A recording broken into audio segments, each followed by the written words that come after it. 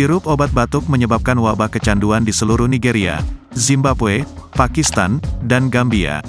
Hal ini merupakan masalah yang serius, mengganggu semua orang.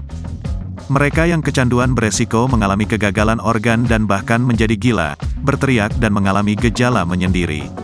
Para pecandu menjadi ketergantungan karena sirup obat batuk telah mengubah mereka menjadi preman. Inilah yang dilakukan sirup obat batuk. Orang-orang negara ini bahkan tidak tahu apa yang mereka lakukan, dan apa yang mereka minum. Obat batuk sirup ini disebarkan oleh para penjahat dan profesional yang menjual dalam jumlah besar di jalan-jalan Nigeria, Zimbabwe, Pakistan, dan Gambia. Jika Anda punya 1 juta karton, Anda bisa menjualnya habis dalam seminggu. Kami akan membawa Anda ke dunia kriminal tempat manajer perusahaan farmasi menjadi seperti raja narkoba. Jika ada banyak anak sekolah, mereka sangat menyukainya, mereka akan terus mengganggu Anda. Kami bergabung dengan pasukan anti narkoba yang mempertaruhkan nyawa mereka untuk menghancurkan kartel sirup obat batuk. Ini sungguh sulit dipercaya, dan kami bertanya, apakah pemerintah sudah berbuat cukup untuk menghentikan orang-orang di balik hal ini? Obat-obatan ini tidak datang dari bulan, atau dari bawah laut, tetapi diproduksi di suatu tempat dan didistribusikan dari satu tempat ke tempat lain. Saya tidak mengerti apa yang didapat orang-orang dari keadaan mabuk, orang-orang di seluruh dunia kecanduan sirup obat batuk dengan kodein. Kodein adalah obat yang telah menjadi narkoba jalanan, dengan rasa stroberi yang manis-manis membuat ketagihan dan lama-kelamaan hal itu akan membunuhmu. Anda dapat mencari di halaman Facebook dan menemukan ratusan video orang-orang yang sedang mabuk di Amerika, Nigeria, Zimbabwe, Pakistan, dan Gambia. Pemerintah Nigeria mengatakan ada sebanyak 3 juta botol dikonsumsi setiap hari, dan banyak dari orang-orang ini tidak tahu apa yang sedang mereka hadapi. Mereka tidak tahu bahwa sirup obat batuk merupakan minuman yang bersifat rekreasi dan sangat membuat ketagihan. Sirup obat batuk kodein dicampur dengan Coca-Cola, akan membuat siapapun yang meminumnya menjadi mabuk. Sebagian besar keluarga pernah mengalami kecanduan sirup obat batuk, baik anak laki-laki atau perempuan bahkan orang tua. Tetapi adakah yang menanyakan pertanyaan yang jelas, dari mana asal semua sirup ini, dan bagaimana hal itu terjadi di jalanan? Diduga penjahat di dalam perusahaan farmasi secara diam-diam menjualnya. Sebuah sumber memberi informasi tentang pemasok utama ke pasar gelap, seorang apoteker. Di permukaan, dia menjalankan apotik biasa, namun di balik layar dia secara ilegal menjual sirup obat batuk ke jalanan. Dia melakukan hal ini dengan bantuan seorang karyawan yang bekerja untuk perusahaan farmasi yang berbasis di Lagos, salah satu perusahaan farmasi terbesar di Nigeria. Dia mengambil produk-produk dari perusahaan farmasi, dan menjualnya tanpa resep, menyebarkannya ke dunia bawah di mana produk-produk tersebut dijual secara terbuka di jalanan kepada anak-anak muda, yang pada dasarnya menyalahgunakannya dan menyukai sirup dengan kodein. Tidak seperti kebanyakan obat jalanan, sirup obat batuk kodein diproduksi dalam skala industri. Lusinan perusahaan Nigeria memproduksinya secara legal. Meminum kodein bukanlah hal yang ilegal, tapi adalah ilegal jika menjualnya kepada orang-orang tanpa resep dokter. Jumlah yang sangat besar disita dan dimusnahkan oleh pemerintah setiap tahunnya. Puluhan ton diantaranya terjadi di Nigeria Utara pada tahun lalu. Namun hal ini bahkan belum dapat menghanguskan perdagangan ilegal.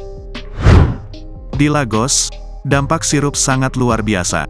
Sebuah apotik terpaksa melakukan perlindungan dari pencurian dan para pecandu kodein yang haus, yang datang untuk mengambil paksa sirup obat batuk. Akhirnya apotik berhenti menjual sirup pada tahun 2010, tetapi hal ini tidak menghentikan para pecandu yang menginginkan sirup obat kodein untuk menyerang staf apotik. Tak jauh dari sana, kami menemukan orang-orang secara terbuka meminum sirup kodein di sebuah bar. Tetapi apakah orang-orang ini sebenarnya mengetahui efek negatif dari produk ini? Apa pengaruhnya terhadap mereka secara psikologis? Dan bagaimana obat ini merusak organ mereka? Kecanduan kodein dapat menyebabkan beberapa hal, yaitu menyebabkan radang pankreas, kerusakan hati dan ginjal, bahkan bisa menjadi penderita skizofrenia atau kegilaan. Bisnis sirup obat batuk adalah bisnis besar di dunia bawah. Jika saya punya produk ini 1 juta karton, saya bisa menjualnya dalam seminggu. Ini adalah produk yang permintaannya tinggi, bahkan lebih tinggi dari produksinya dan pasokannya. Produk ini sangat membuat ketagihan sehingga Anda akan menghasilkan uang dengan cepat, karena Anda dapat menaikkan harga dan orang yang kecanduan pada kodein tidak punya pilihan, selain membeli sirup obat batuk dengan kodein dari tangan Anda dengan harga berapapun yang Anda tetapkan. Ketika seorang pecandu datang dan tidak ada uang, dia tidak keberatan menyerahkan kunci mobilnya hanya untuk memuaskan keinginan itu. Pusat rehabilitasi tidak memiliki dana untuk menangani jumlah pasien obat batuk sirup yang berdatangan, dan pecandu seringkali dirantai di lantai, sebab penggunaan kodein yang berlebihan berdampak pada otak, menyebabkan kegilaan dalam beberapa kasus, dan beberapa pecandu menjadi kasar. Mereka akan tetap seperti ini selama berminggu-minggu. Banyak pecandu sirup obat batuk yang menderita, menggigil dan tidak stabil dengan gejala kecanduan obat. Sejujurnya, efek samping kodein sangat besar, sangat mudah dan umum bagi seseorang untuk menjadi gila akibat meminumnya, membuatnya mengamuk, dan gemetaran saat sirup kodein meninggalkan sistem tubuhnya. Di pusat rehabilitasi, seorang anak laki-laki yang ditemukan di jalan dibawa masuk, dia mengigau dan pingsan. Dokter berjuang menemukan pembuluh darah untuk menghidupkannya kembali dengan infus. 3 hari kemudian anak laki-laki ini meninggal. Sedangkan di Pakistan ada lebih dari 2 lusin orang meninggal dalam 3 hari setelah mereka minum sirup obat batuk. Rumah sakit setempat telah menerima 62 pasien dengan keracunan obat batuk sirup yang mereka konsumsi dalam keadaan mabuk. Otopsi telah mengungkapkan terdapat turunan sintetis morfin dalam darah orang-orang yang mengonsumsi sirup obat batuk. Ini adalah salah satu kasus kematian akibat obat di Pakistan. Pada bulan November ada lebih dari 20 orang meninggal karena meminum obat batuk serupa.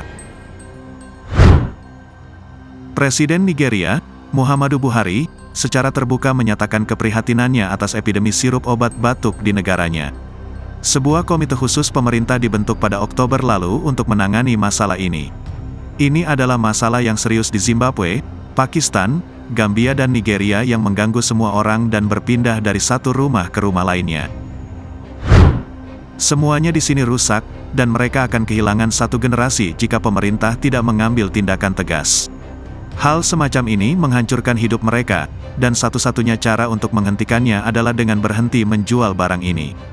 Terima kasih telah menonton, dan jika Anda menikmati video ini dan menganggapnya informatif, silahkan tekan tombol suka dan berlangganan.